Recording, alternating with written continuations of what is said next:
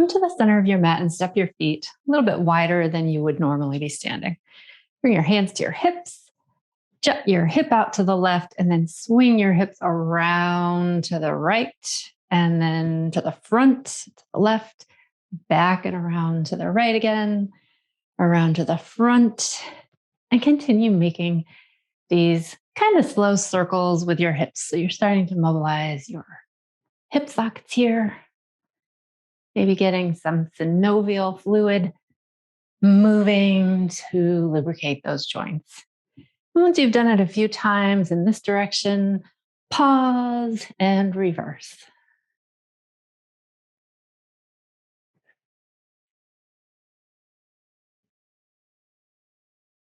And you might start to notice your breath. Just notice how you're breathing. And if it feels good to you, maybe take a couple of really deep breaths.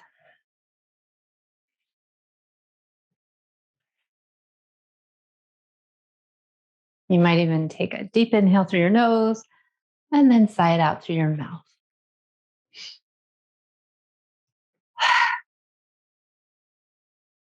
And then pause and come back upright. From here, step your feet together a little bit closer and just start bouncing a little bit. So you can let your arms shake loosely and just gently bounce. You might even hop a little bit. Just kind of keep most of your body pretty loose.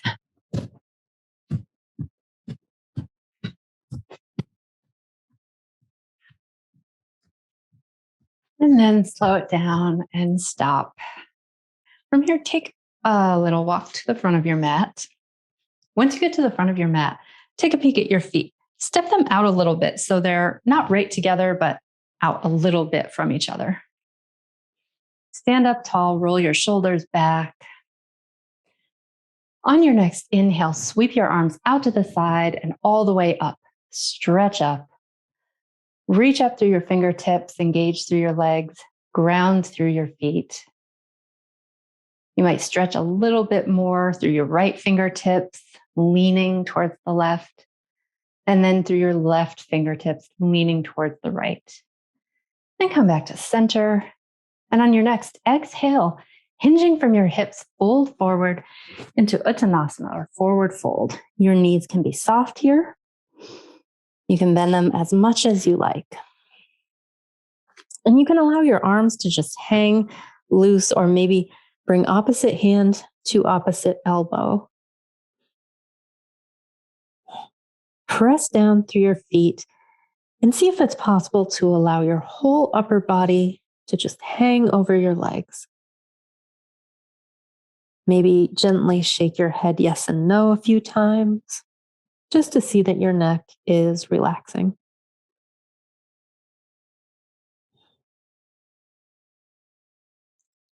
On your next inhale, flatten your back and bring it up halfway.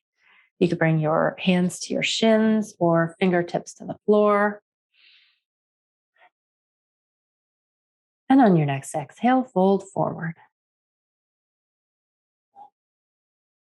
Next time you inhale, sweep your arms up, lift your whole body up with a flat back, come all the way up to Urdhva Hastasana. Fingertips stretch up. Press your palms together, draw your hands down to your heart. Take a deep breath, maybe inhale through your nose and try horse lips or fluttering your lips. So inhale.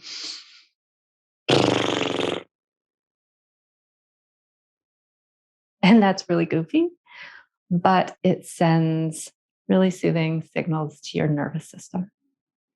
So it can be really useful.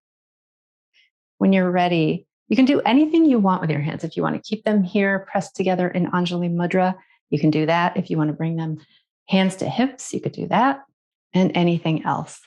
From here, shift your weight into your right leg, step your left leg back into a lunge, and you can either stay up on your back toes or spin your back heel down.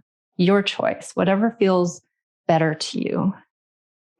Release your hands and either bring your arms into cactus arms or stretch them up. So this is a version of Warrior One or Virabhadrasana One.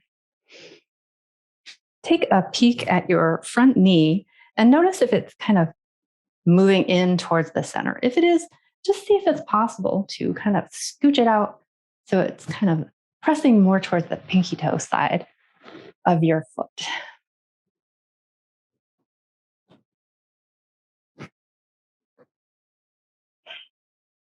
And then when you're ready, you can bring your hands down, maybe hands to hips, wherever you want to bring your hands, and step your left leg forward. Pause here at the front of your mat, and we'll try that again on the second side. So shift all of your weight into your left leg. Hands, again, can be anywhere you like. Maybe you bring them into Anjali Mudra, pressing them together, and step your right foot back. Come into a long lunge here. Again, you can be up on your toes, or maybe you spin that heel down, your choice. And then release your arms and bring them up either into cactus arms or stretch them up tall. Take a couple of really deep breaths here. And again, you might take a peek at your knee. And if it's kind of falling in towards the center, maybe press it out a little more towards the pinky toe side.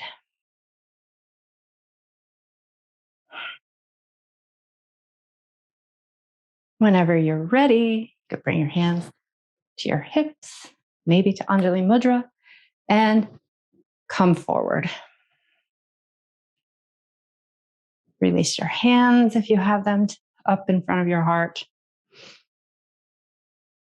Next time you inhale, sweep your arms all the way up. As you exhale, hinging from your hips, fold forward, come into your forward fold, Uttanasana. Next time you inhale, come halfway up, flat back. Exhale, forward fold. And next time you inhale, come all the way up with a flat back. Reach your arms up, press your palms together, bring them down to heart center. And from here, again, bring your weight into your right leg, step your left leg back. This time, see if it is possible to stay up on your toes just for a moment. And then decide, do you want to keep your toes?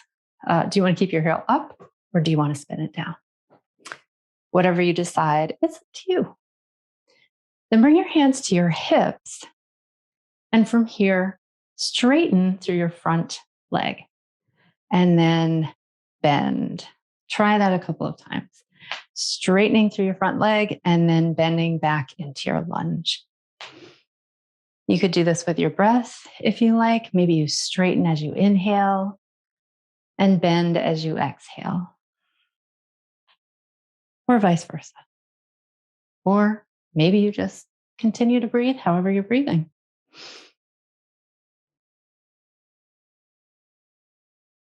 Next time you bend through your knee, launch yourself forward, back to the front of your mat. We'll try that on the other side. So sweep your arms up, hinging from your hips, fold forward.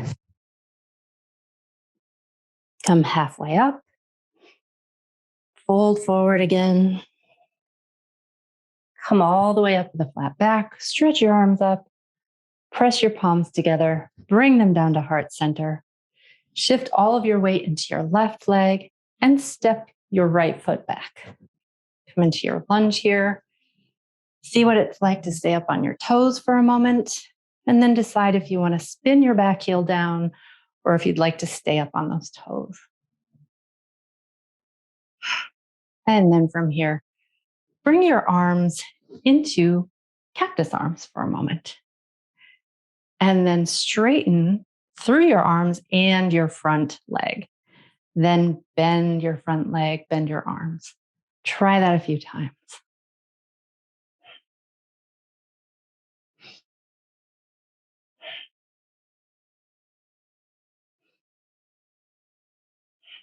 Next time everything's bent, you can do whatever you want with your arms and launch yourself forward to the front of your mat again.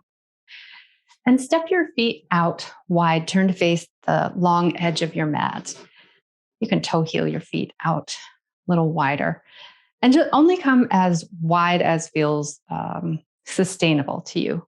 And once you have your feet stepped into what for you is a wide stance, turn your toes out so they're kind of out at an angle.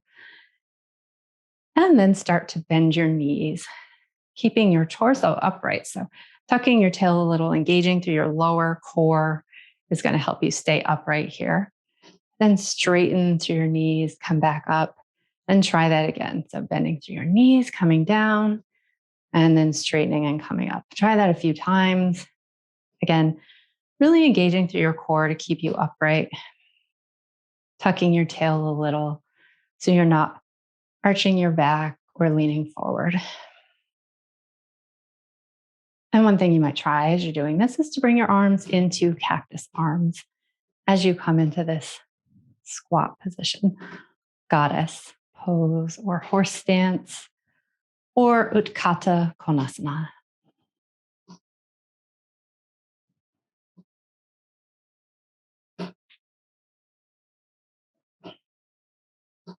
Make sure you're breathing as you do this. So not holding your breath, but if possible, breathing through your nose with some ease.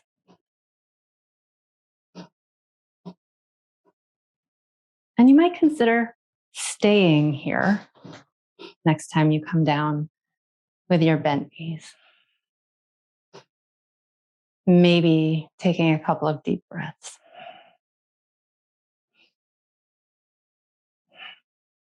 Before then coming back up. And then you can toe heel or step your feet in. Take a deep breath and sigh it out.